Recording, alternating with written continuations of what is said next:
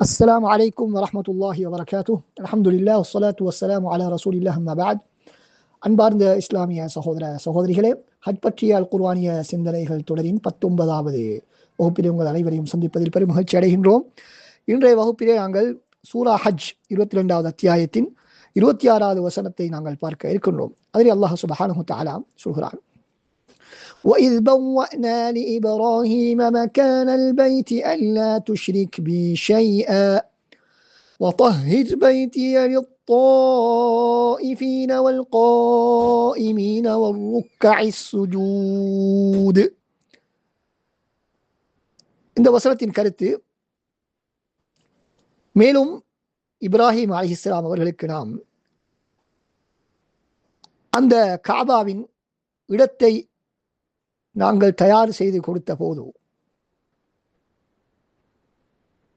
எனக்கு எதனையும் நீர் இணையாக்காதீர், தவாப் செய்வோருக்காகவும் நின்று தொழுவோருக்காகவும் ருக்கு சுஜூது செய்வோருக்காகவும் எனது இந்த காபாவை நீர் தூய்மையாக்கி வைப்பீராக என்று கட்டளையிட்டதை நபியே நீர் நினைவு கூறுவீராக என்பதுதான் அவருடைய கருத்து. இதிலே பல்வேறு விடயங்கள் காணப்படுகின்றன. சுருக்கமாக சில விடயங்களை நாங்கள் பார்ப்போம்.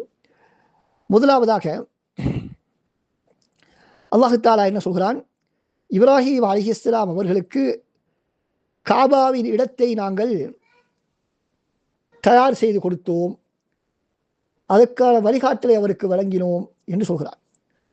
அப்படி என்றால் இப்ராஹிம் அலைஹிஸ்ஸலாம் அவர்கள் இந்த காபாவை கட்டுவதற்காக அது எங்கு நிர்மாணிக்கப்பட வேண்டும் என்பதற்கான வழிகாட்டல்களை, தெளிவூட்டல்களை அல்லாஹ் சுப்ஹானஹு வ தஆலா வழங்கினான், அதற்கான ஏற்பாடுகளை செய்து கொடுத்தான் என்பதைத்தான் அல்லாஹ் தஆலா இங்கு முதலாவதாக சொல்கிறார். அப்போ இந்த வசனத்தை அடிப்படையாக கொண்டு சில அறிஞர்கள் காபாவை முதலாக நிர்மாணித்தவர்கள் இப்ராஹிம் அலைஹிஸ்ஸலாம் தான் அவர்கள் என்பதாக கூறுகின்றார்கள். இது சம்பந்தமான விவரமான விளக்கங்களை நாங்கள் ஏற்கனவே பார்த்திருக்கிறோம். சூரா ஆல இம்ரானுடைய வசனத்தை நாங்கள் விளக்கும் போது. அடுத்ததாக அல்லாஹ் தஆலா சொல்கிறான், அல்லா துஷ்ரிக் பி ஷைஆ. மேலும் அவருக்கு நாங்கள் சொன்னோம், எனக்கு எந்த ஒன்றையும் நீர் இணையாக்க வேண்டாம் என்று நாங்கள் சொன்னோம் என்று அல்லாஹ் தஆலா சொல்கிறார். அப்படி என்றால் காபாவை நிர்மாணிக்கும் பொழுதே அல்லாஹ் சுப்ஹானஹு வ தஆலா முதலாக இப்ராஹிம் அலைஹிஸ்ஸலாம் அவர்களுக்கு சொன்னது, இணை வைக்க வேண்டாம். அதனைத் தொடர்ந்து அல்லாஹ் தஆலா சொல்கிறான், வதஹிர் பைத்திய, எனது இந்த பள்ளிவாயிலை காபாவை நீங்கள் பரிசுத்தப்படுத்துங்கள், தூய்மைப்படுத்துங்கள். யாருக்காக? தவாப் செய்யக்கூடியவர்களுக்காக, அங்கு வந்து நின்று தொழுது ருக்கு செய்து சஜிதா செய்யக்கூடியவர்களுக்காக நீங்கள் தூய்மைப்படுத்துங்கள் என்று சொன்னால் அனைத்து விதமான தூய்மையும் அதிலே உள்ளடங்கும். வெளியங்கமான அசுத்தங்களிலே இருந்து தூய்மைப்படுத்துங்கள் என்ற கருத்தும் அதிலே உள்ளடங்கும். அதைவிட மிக முக்கியமாக அதிலே எந்த விதமான பாவங்கள், பித்அத்துகள், ஷிர்கான விடயங்கள் எதுவும் நடக்காமல் அதனை தூய்மைப்படுத்துங்கள் என்ற கருத்தும் அதிலே உள்ளடங்கும்.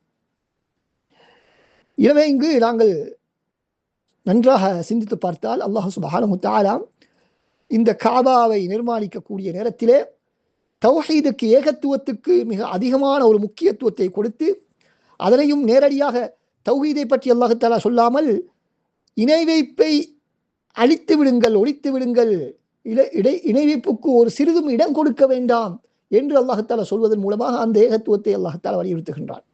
எனவேதான் நாங்கள் கலிமாவிலே கூட லா இலாஹ இல்லல்லாஹ், அல்லாஹ் தஆலா மாத்திரம்தான் வணக்கத்துக்குரியவன் என்று சொல்வதற்கு முன்னால் வணக்கத்துக்கு வேறு எதுவுமே தகுதியற்றவை, எதுவுமே படைப்பிடங்கள் எதுவுமே வழங்குவதற்கு தகுதியற்றவை என்று நாங்கள் மறுத்து விடுகின்றோம். எனவே மறுத்தல் என்பது இஸ்லாத்தின் அடிப்படையில் ஒன்று. அதாவது அல்லாவை வணங்குவது மாத்திரம் போதாது. நிறைய சகோதரர்கள் என்ன நினைக்கிறார்கள், அல்லாவை வணங்கினால் அவர் முஸ்லீம் என்று. இல்லை, அல்லாவை வணங்குவதோடு மாத்திரம் நாங்கள் சுருக்கிக் கொள்ள முடியாது, அவனை மாத்திரமே வணங்க வேண்டும். அப்படி என்றால் வேறு எதனையும் வணங்கக்கூடாது, வேறு எதனையும் நாங்கள் வணங்கக்கூடாது. வணக்கம் என்று சொன்னால் வெறுமனே தொழுகை, நோன்பு, ஜக்காத், ஹஜ் இவை மாத்திரமல்ல.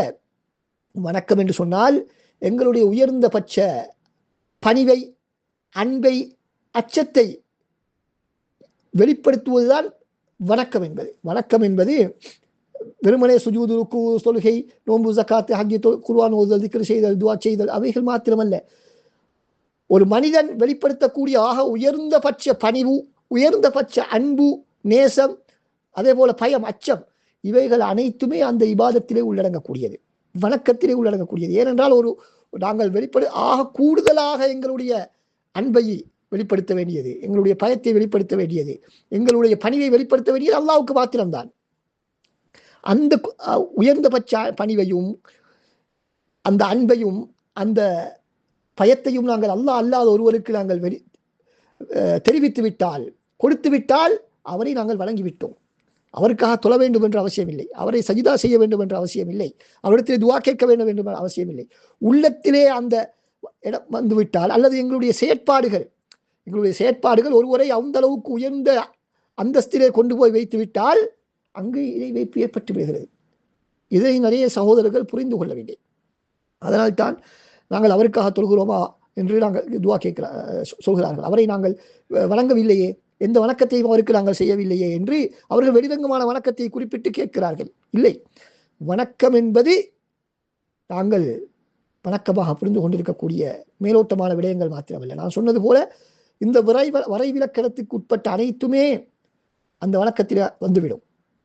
எனவே யாராவது படைப்பிடங்களில் எவரையாவது, அவர் ரசூலாக இருக்கலாம், மலக்காக இருக்கலாம், நல்ல மனிதராக இருக்கலாம், யாராக இருந்தாலும் அவருக்கு இந்த அந்தஸ்தை நாங்கள் கொடுப்போமாக இருந்தால், உயர்ந்தபட்ச பணிவை நாங்கள் தெரிவிப்போமாக இருந்தால், அல்லது நமது அன்பை வெளிப்படுத்துவோமாக இருந்தால், அல்லது நமது பயத்தை வெளிப்படுத்துவோமாக இருந்தால் அங்கு இணை வைப்பு வந்துவிடும். எனவே அன்பார்ந்த சகோதரர்களே, இந்த ஹஜ்ஜுடைய வணக்கம் எங்களுக்கு சொல்லக்கூடிய மிக முக்கியமான ஒரு அடிப்படை தான், எங்களுக்கு தரக்கூடிய ஒரு முக்கியமான பாடம்தான் இணை வைப்பிலே இருந்து நாங்கள் ஒதுங்கி ஏகத்துவத்தில் உறுதியாக இருக்க வேண்டும் என்பது. இது ஹஜ்ஜுடைய பல வணக்க வழிபாடுகளை நாங்கள் அதனை பார்க்க முடியும். ஹஜ்ஜு பற்றிய பல அல் குர்ஆன் வசனங்களில் நாங்கள் பார்க்க முடியும். அதிலே ஒரு வசனம் தான் இந்த வசனம். அதே போன்று நாங்கள் ஏற்கனவே பார்த்த இன்னொரு வசனத்தையும் அதற்கு நாங்கள் ஆதாரமாக கொள்ளலாம். வஅதிம்முல் ஹஜ்ஜ வல் உம்ரத லில்லாஹ், ஹஜ்ஜையும் உம்ராவையும் அல்லாஹ்வுக்காக வேண்டி மாத்திரமே நீங்கள் பரிபூர்ணப்படுத்துங்கள் என்பதிலும் அல்லாஹ்வுக்கு மாத்திரம் என்பதிலே இந்த தௌஹீத் காணப்படுகிறது. நீங்கள் எல்லோருக்கும் தெரிந்த ஒரு விடயம், உம்ராவிலும் ஹஜ்ஜிலும் எல்லோரும் கூறக்கூடிய ஒரு திக்ர் தான் தல்பியா. நியத்து வைக்கும் பொழுதே அதனை நாங்கள் சொல்கிறோம், லப்பைக் அல்லாஹும்ம லப்பைக், லப்பைக் உம்ரத்தன், லப்பைக் ஹஜ்ஜன் என்று நாங்கள் சொல்கிறோமே. அதனுடைய கருத்தும் அதுவும் தௌஹீதை மிக பெரும் பறைசாற்றக்கூடிய, தௌஹீதை மிக பிரதானமாக பறைசாற்றக்கூடிய, பிரகடனப்படுத்தக்கூடிய ஒரு திக்ர் தான் அது. அதனைத்தான் ஹாஜிமார்கள் அதனுடைய கருத்தை புரிந்து அந்த தல்பியாவை சொல்ல வேண்டும். எல்லோரும் சொல்கிறார்கள் என்பதற்காக என்ன கருத்து என்று கூட தெரியாமல் தான் நிறைய சகோதரர்கள் சொல்லிக் கொண்டிருக்கிறார்கள். எனவேதான் அவர்களுக்கு அந்த ஏகத்துவத்தினுடைய முக்கியத்துவமோ அல்லது இணைமைப்பினுடைய முக்கியத்துவத்துவமோ பாரதூரமோ அவர்களுக்கு விளங்குவது கிடையாது. எனவே ஒரு ஹஜ்ஜை முடித்துவிட்டு வருகிறார் என்று சொன்னால், உம்ராவை முடித்துவிட்டு வருகிறார் என்று சொன்னால், அவருடைய உள்ளம் ஏகத்துவத்தால் நிரம்பி இருக்க வேண்டும், அல்லாஹ்வினுடைய அன்பால் நிரம்பி இருக்க வேண்டும், அல்லாஹ்வுடைய பயத்தால் நிரம்பி இருக்க வேண்டும், அல்லாஹ்வுடைய மகத்துவத்தால் நிரம்பி இருக்க வேண்டும், ஏகத்துவத்தால் நிரம்பி இருக்க வேண்டும். அது எப்பொழுது சாத்தியம்? தான் செய்யக்கூடிய திக்ருகளை கருத்தை புரிந்து செய்தால்தான். எனவே தல்பியாவை நாங்கள் 100 அல்ல 500 அல்ல 1000 முறை நாங்கள் சொன்னாலும் அதனுடைய கருத்தை புரியாமல் சொன்னால் அதனுடைய முழுமையான அந்த யதார்த்தத்தை நாங்கள் புரிய முடியாது, அதனுடைய பயனை நாங்கள் அடைய முடியாது, அந்த உயிரோட்டம் எங்களுக்கு கிடைக்க மாட்டாது. எனவே லப்பைக் என்று சொன்னால் என்ன? பல கருத்துக்களுக்கு லப்பைக்கு சொல்லப்படுகின்றன. அதில் முக்கியமான ஒரு கருத்து லப்பைக் அல்லாஹும்ம லப்பைக், யா அல்லாஹ், உனக்கு வழிபடுவதிலே நான் நிலைத்து நிற்கின்றேன், உன்னை மாத்திரம் வணங்கி வழிபடுவதிலே நான் நிலைத்து நிற்கின்றேன் என்பது அதனுடைய ஒரு கருத்து, முக்கியமான கருத்து. லப்பைக் அல்லாஹும்ம லப்பைக், லப்பா என்று சொன்னால் பதிலளித்தான். அதே போல ஒன்றை செய்வதில் ஈடுபடுவது, அவற்றுக்கெல்லாம் சொல்லப்படலாம். அப்ப லப்பைக்க என்று சொன்னால் 2 முறைகள் என்ற அர்த்தம். லப்பைக் அல்லாஹும்ம லப்பைக் என்று திரும்ப திரும்ப நாங்கள் யா அல்லாஹ் உன்னை மாத்திரமே வணங்கி வழிபடுகின்றோம் என்ற கருத்தை தருகின்றது. லப்பைக் அல்லாஹும்ம லப்பைக், லப்பைக் லா ஷரீக லக லப்பைக். அதே போல மீண்டும் அதனை சொல்கிறோம், யா அல்லாஹ் உன்னை வழங்குவதிலே தான் நான் ஈடுபட்டு கொண்டிருக்கின்றேன், அதற்காகத்தான் உனக்கு நான் பதிலளித்து வந்திருக்கின்றேன், லப்பைக்க லா ஷரீக லக், உனக்கு எந்த விதமான இணை துணையும் கிடையாது. லா ஷரீக லக்.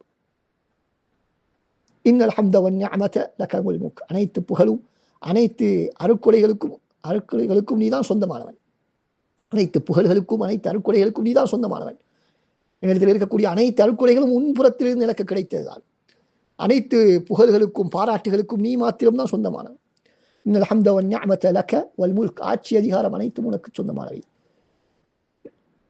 இன்னல் ஹம்த வன் நிஅமத லக வல் முல்க் லா ஷரீக லக், உனக்கு எந்த இணை துணையும் கிடையாது என்று திரும்ப திரும்ப திரும்ப பாருங்கள். இந்த வசனத்தில் வருவது போல லா துஷ்ரிக் பி ஷைஆ, எனக்கு நீங்கள் எதையும் இணை வைக்க வேண்டாம் என்று அவருக்கு நாம் வகை அறிவித்தோம், கட்டளையிட்டோம் என்ற கருத்தை தரக்கூடிய விதத்தில் அந்த தல்பியா அமைந்திருக்கிறது. எனவே அல்லாஹ்வைக்கு இணை வைக்கக்கூடிய எந்த விதமான செயற்பாடுகளும் எங்களுடைய வாழ்க்கையில நடந்துவிடக்கூடாது என்பதிலே நாங்கள் கண்ணும் கருத்துமாக நாங்கள் இருக்க வேண்டும்.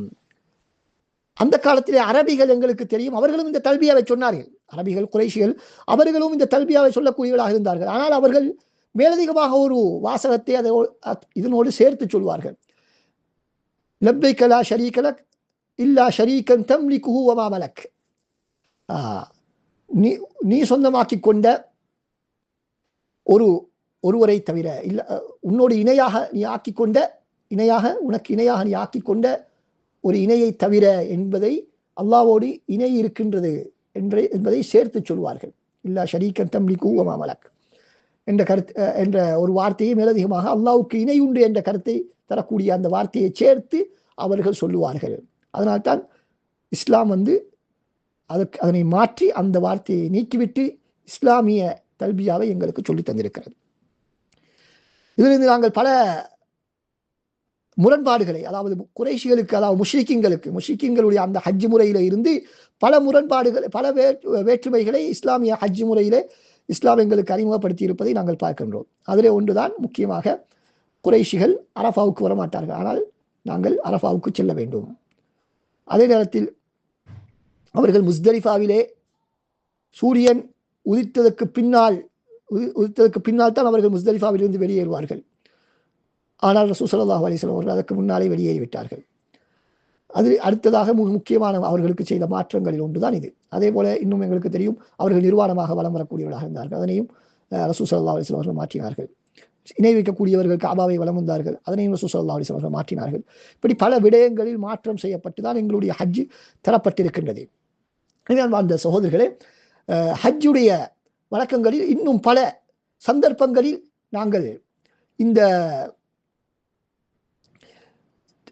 தௌஹீதை நாங்கள் நிலைநாட்டுகின்றோம்.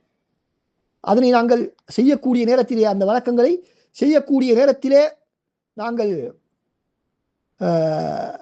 அந்த சிந்தனையை கொண்டு வர வேண்டும். அதிலே ஒன்றுதான் ஏற்கனவே நாங்கள் சொன்னோம், சூரத்துல் பக்ராவின் 103வது வசனம், வத்குருல்லாஹ ஃபி அய்யாமின் மஅதூதாத், குறிப்பிட்ட அந்த அய்யாமு தஷ்ரீக்குடைய நாட்களிலே 11, 12, 13வது நாட்களிலே நீங்கள் அல்லாஹ்வை ஞாபகம் செய்யுங்கள். அதே போல துல்ஹஜ் முதல் 10 நாட்களிலும் அல்லாஹ்வை ஞாபகம் செய்யுங்கள் என்று அல்லாஹ் சுப்ஹானஹு வ தஆலா சொல்கிறார். ரசூல் ஸல்லல்லாஹு அலைஹி வஸல்லம் அவர்கள் இந்த தல்பியா சொன்னதை பற்றி ஜாபிர் இப்னு அப்துல்லாஹ் ரலியல்லாஹு அன்ஹு அவர்கள் அறிவிக்கும் பொழுது, ரசூலுல்லாஹ்வுடைய ஹஜ்ஜுடைய அந்த முறையை அறிவிக்கும் பொழுது அவர்கள் என்ன சொல்கிறார்கள்?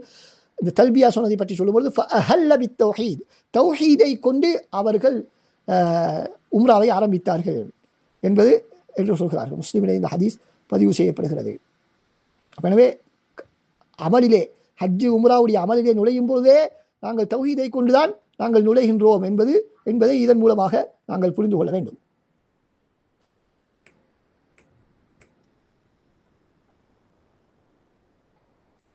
அதே போல அன்பார்ந்த சகோதரர்களே, நாங்கள் தவாப் செய்யக்கூடிய நேரத்திலும் அல்லாஹ்வுக்கு எங்களுடைய பணியை வெளிப்படுத்தி, அவன் பக்கம் எங்களுடைய தேவைகளை நாங்கள் வெளிப்படுத்தி, எங்களுடைய பணிவை, உள்ளச்சத்தை அவனுக்கு நாங்கள் வெளிப்படுத்த வேண்டும். அல்லாஹ்வை மாத்திரம்தான் நாங்கள் துவா செய்ய வேண்டும், வேறு யாரிடத்திலும் நாங்கள் துவா செய்யக்கூடாது. அடுத்ததாக நாங்கள் பார்க்கின்றோம், தவாஃபை முடித்துவிட்டு நாங்கள் செய்யக்கூடிய வேலை என்ன? 2 ரக்காத்துகள் தொழுகின்றோம். மக்காம் இப்ராஹிமுக்கு பின்னால் நேராக நின்று 2 ரக்காத்துகள் நாங்கள் தொழுகின்றோம். அதிலே முதலாவது ரக்காத்திலே குல் யா அய்யுஹல் காஃபிரூன், 2வது ரக்காத்திலே நாங்கள் சூரத்துல் இக்லாஸ் ஆகிய 2 சூறாக்களையும் நாங்கள் ஓதுகிறோம். இப்போ இந்த 2 சூறாக்களுமே தௌஹீதை பறைசாற்றக்கூடியவைகளாக, பிரகடனம் செய்யக்கூடியவைகளாக இருக்கின்றன. அதே போல நாங்கள் சஃபா மர்வாவிலே சென்று அங்கு சொல்லக்கூடிய துவா என்ன திக்ர் லா இலாஹ இல்லல்லாஹு வஹ்தஹு லா ஷரீக லஹ் லஹுல் முல்கு வ லஹுல் ஹம்து வ ஹுவ அலா குல்லி ஷைஇன் கதீர் லா இலாஹ இல்லல்லாஹு வஹ்தஹு அன்ஜஸ வஅதஹு வ நஸர அப்தஹு வ ஹஸம அல் அஹ்ஸாப வஹ்தஹு என்று அங்கும் நாங்கள் இந்த தௌஹீதைத்தான் சொல்கிறோம். அதே போல அரஃபாவுடைய தினத்திலே நாங்கள் சொல்லக்கூடிய திக்ர்களிலே மிகச்சிறந்த திக்ர் லா இலாஹ இல்லல்லாஹு வஹ்தஹு லா ஷரீக லஹ் லஹுல் முல்கு வ லஹுல் ஹம்து வ ஹுவ அலா குல்லி ஷைஇன் கதீர். இதுதான் ரசூலுல்லாஹ் அந்த அரஃபாவிலே செய்த அதிகமான திக்ர் என்பதாக சில அறிவிப்புகளில் வந்திருக்கின்றன. எனவே அன்பார்ந்த சகோதரர்களே, இப்படி எதனை எடுத்துக்கொண்டாலும் அங்கு தௌஹீதை மையமாக வைத்துதான் இந்த ஹஜ்ஜுடைய வணக்கம் கட்டமைக்கப்பட்டிருக்கின்றது என்பதை எங்களுக்கு மிக இலகுவாக புரிந்து கொள்ள முடிகின்றது. எனவே நாங்கள் இந்த தௌஹீதுக்கு மிக முக்கியத்துவம் கொடுத்து எங்களுடைய ஹஜ்ஜுடைய ஒவ்வொரு நிலைகளிலும் சந்தர்ப்பங்களிலும் இந்த தௌஹீதை ஞாபகப்படுத்தி இணை வைப்பினுடைய பாரதூரத்தை புரிந்து நாங்கள் செயற்படுவதற்கு வல்லவன் அல்லாஹ் சுப்ஹானஹு வ தஆலா தௌஃபீக் செய்வானாக. வாஹிரு தஅவானா அல்ஹம்துலில்லாஹி ரப்பில் ஆலமீன். வஸ்ஸலாமு அலைக்கும் வரஹ்மத்துல்லாஹி வபரகாத்துஹு.